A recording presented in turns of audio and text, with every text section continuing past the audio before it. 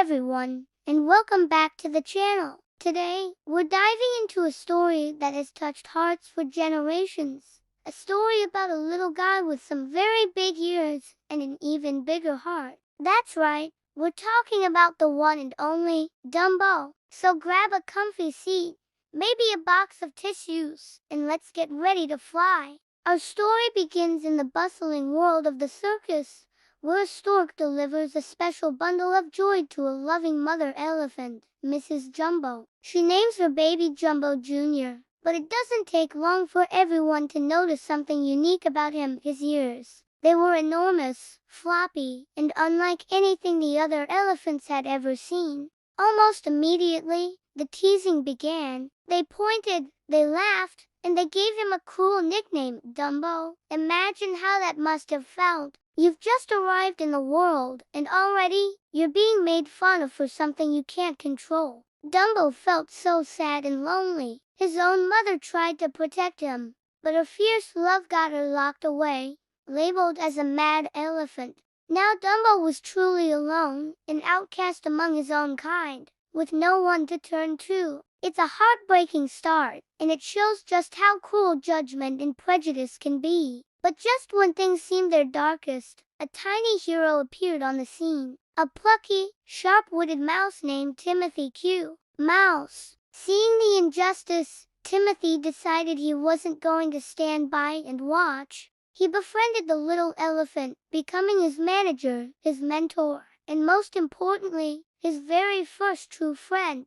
Timothy saw past the big ears. He saw a kind, gentle soul who just needed someone to believe in him. He told Dumbo, "The very things that hold you down are going to lift you up." What a powerful message about perspective. Timothy's first plan was to make Dumbo a star. He arranged for Dumbo to be the top of a giant elephant pyramid. But disaster struck. Dumbo tripped on his ears, causing the whole pyramid to come crashing down in a spectacular, chaotic mess. The circus was ruined, the other elephants were furious, and Dumbo was demoted to being a clown. This was his lowest point. He was forced to perform humiliating stunts, jumping from a fake burning building into a tiny pool of water. The crowd would laugh, but for Dumbo, it was pure misery. One night, after a particularly tough show, Dumbo and Timothy accidentally drank some water spiked with champagne.